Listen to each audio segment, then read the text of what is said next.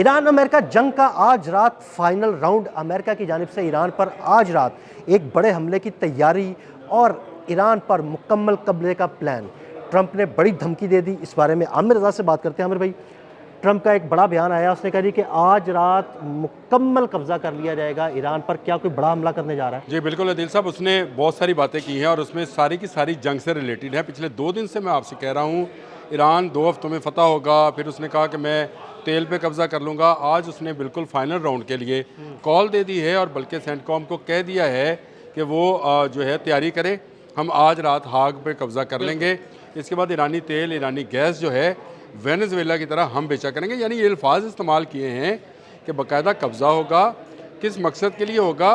कोई मकसद नहीं है कि वो न्यूक्लियर बनाता है, नहीं बनाता है, मिसाइल बनाता है, नहीं बनाता है। मैं इसको इस तरह से कहूँगा तमसील के साथ कि चोर ने बता दिया कि चोरी करने क्या आया है। और यही बात आमिर भाई आपने 3 महीने पहले कही थी कि वो यहाँ पर तेल पर कब्जा करने के लिए आ रहा है, तेल चूसेगा, आपने हरमज में अपना टोल प्लाजा बनाएगा और भत्ता लेगा। आज उसने सब कुछ बता दिया। आज उसने वही कह दिया और आज की रात उसने कहा कि बड़ा हमला जो है वो किया जाएगा और उसके लिए उसने बाकायदा जो मीडिया कॉन्फ्रेंस कह लें या उसको अपना बयान उसने जारी किया है। इस वक्त मीडिया में खौफो हरास है। खौफो हरास इसलिए है कि ये बयान वैसे ही धमकी है जैसी मैंने आपको उस दिन भी डिस्कस किया था कि 11 और 12 की रात को, आज 11 और 12 की ही रात है। बिल्कुल। अब ये ज़रा चेक करें, टाइमिंग चेक करें। और ये दोबारा से वही धमकी दे रहा है। पिछली मरतबा पाकिस्तान ने इंटरवीन किया था और उसके बाद वो जंग रोक ली गई थी। इस वक्त भी पूरी दुनिया की नज़रें हैं कि कौन सा मुल्क जो है अंदर आता है और इस जंग को रोकता है, क्योंकि सिर्फ एक बयान डोनाल्ड ट्रंप की तरफ से नहीं आया कि हम कब्ज़ा कर लेंगे। उधर से जो पासदारान इनकलाब के सुप्रीम कमांडर हैं, उनके इब्राहिमी जो उनके तर्जमान हैं, उनका भी आया है कि हम ऐसा कुछ हथियार जो है इस्तेमाल करेंगे कि जिसके बाद ट्रंप बोलने के काबिल नहीं रहेंगे, सरप्राइज देंगे, लाशें बिछा देंगे। देखिए मैं आपको बताऊं, अली खामनेई वो शख्सियत थी जिनके बारे में कहा जाता है कि उन्होंने फतवा दिया है कि हम एटमी हथियार नहीं बना सकते। इसमें गुनाह और बेगुनाह जो है मारे जाते हैं। लेकिन अब वो नहीं रहे। उसके बाद जंग मुसल्लत कर दी गई, उनको शहीद किया गया, जंग मुसल्लत हुई।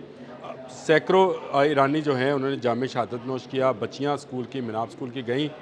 पिछले 2 दिन से मुसलसल मिसाइल जो है गिराए जा रहे हैं। ईरान उसका जवाब दे रहा है। और मैंने आपके साथ कल एक व्लॉग किया था और उसमें मैंने आपको बताया था कि अभी सिर्फ खैबर शिकन चलाया है। और ये जो डोनाल्ड ट्रंप ने आज अपने बयान के अंदर जो उसने कहा कि मैं पूरे यकीन के साथ कहता हूँ कि सिर्फ 20% मिसाइल हैं। मैं आपको बता दूं, अगर ये 20% भी हैं, मैं ट्रंप की बात को कहता हूँ ये बिल्कुल 100% ठीक कहा होगा उसने। अगर ट्रंप की ये बात भी मान ली जाए तो ये 20% वो 20% हैं जो जंग में फैसला कुन किरदार अदा कर सकते हैं। 20% मिसाइल होंगे। आज रात फुटबॉल वर्ल्ड कप स्टार्ट होने जा रहा है। आज ट्रंप जंग को बढ़ाने जा रहा है। आज मेरा ख्याल ये है कि एक गलत वक्त पर गलत चॉइस कर रहा है। मुहर्रम आ रहा है। इस वक्त जो ईरान है वो जज्बा शहादत से सरशार है। इस वक्त ईरान के पास ऐसे लोगों की कमी नहीं है जो शहादत के लिए अपनी जानें दे देंगे। ईरान का 1 इंच नहीं देंगे। जो प्लान उन्होंने बयान किया ट्रंप ने कि खाक पर हम कब्जा करेंगे। मैं ये पूछने वाला था, वो कह रहे हैं खाक पर हमला करेंगे तो कर सकता है क्या? वहाँ पर मैरीन्स उतारे जा सकते हैं? और अगर मैरीन्स वहाँ पर उतारे गए तो ईरान तो उनकी लाशें बिछा देगा। 79 की बात कर रहा हूँ। आज से आप अंदाज़ा करें तकरीबन 50 साल 49-50 ईयर्स पहले ईरान को खाक की अहमियत का पता था। खाक डेवलप किसने किया है? अमेरिका ने। ये शाह के दौर में अमेरिका ने अपने लिए डेवलप किया था। ये कोई तेल का कुआं या ज़हीरा नहीं है। यहाँ पर से तेल दूसरी दुनिया को भिजवाया जाता है। यानी यहाँ पर ईरान से जो है ना तेल की पाइपलाइन बिछाई गई है खाक जजीरे तक, और वहाँ पर बड़े बड़े जो है ना उन्होंने टैंकर्स बनाए हुए हैं और वहाँ से फिर आगे खाक पर कब्जा कर लेगा तो ईरान के तेल पे कब्जा कर लेगा तो तेल पीछे तो बंद कर देगा। पीछे कुएं तो पीछे हैं, वो बंद कर देगा। यहाँ तो एक जजीरा है जिसको एज ए बंदरगाह इस्तेमाल करते हैं डीप सी के लिए, ताकि बड़े वेसल्स जो हैं वो आ जाएँ।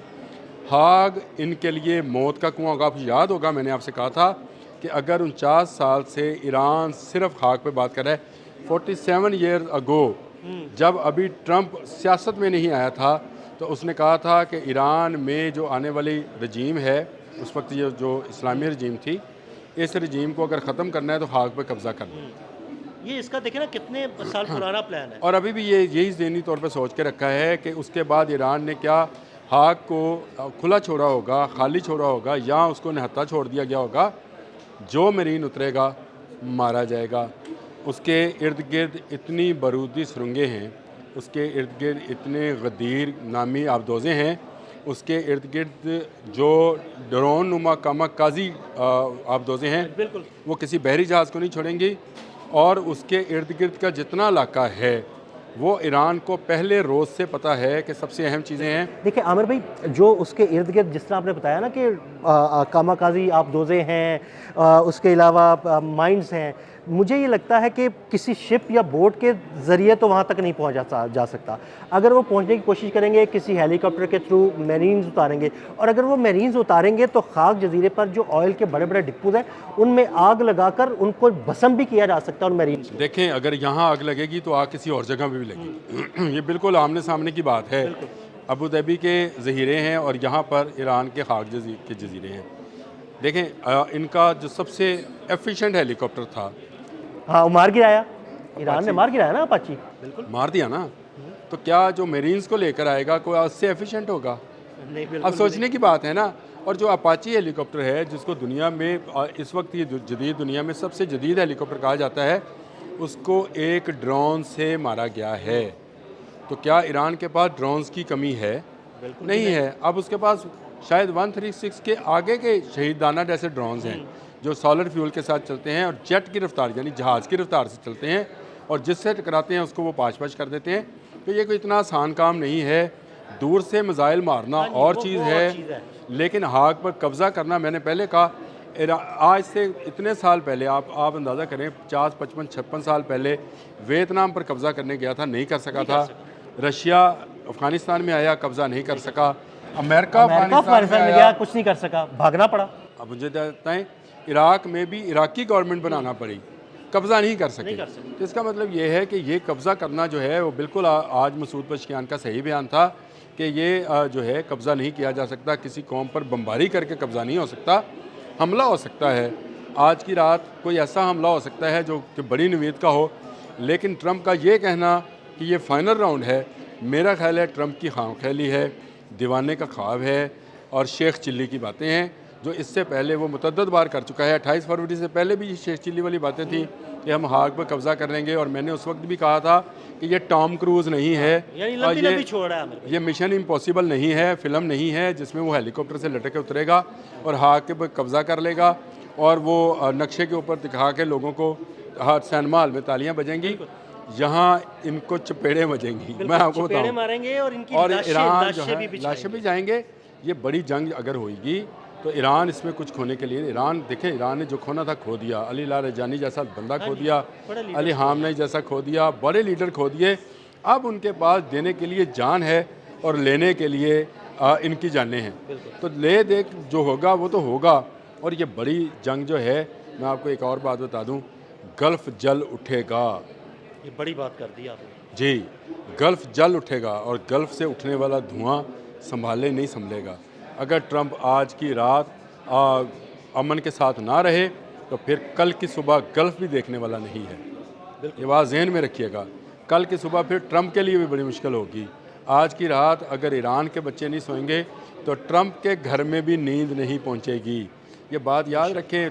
पासदारान इनकलाब पूरी तैयारी के साथ मौजूद हैं, उनके पास ऐसे मिसाइल्स मौजूद हैं, ऐसे ड्रोन्स मौजूद हैं, चीन और रूस जैसे दोस्त मौजूद हैं, शुमाली कोरिया जैसा अग्रेसिव साथी मौजूद है। ये कोई अकेला मुल्क नहीं है।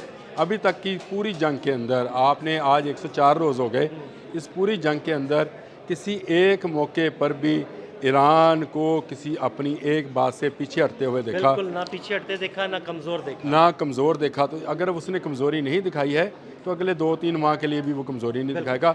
लेकिन अमेरिका ने 40 रोज़ा जंग के बाद ही चीखना शुरू किया था कि मेरे पेट्रियाट ख़त्म हो गए, मेरे थाड ख़त्म हो गए।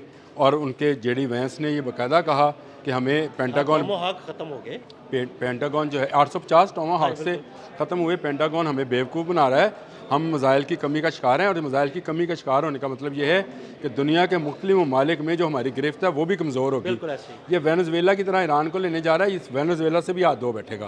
बिल्कुल, बहुत शुक्रिया आमिर भाई ने बड़ी तफसील के साथ इस सारे मामले पर रोशनी डाली। मज़ीद अपडेट्स के लिए हमें फॉलो करते रहें। अदील अहमद और आमिर रज़ा को इजाज़त दीजिएगा। अल्लाह हाफ़िज़।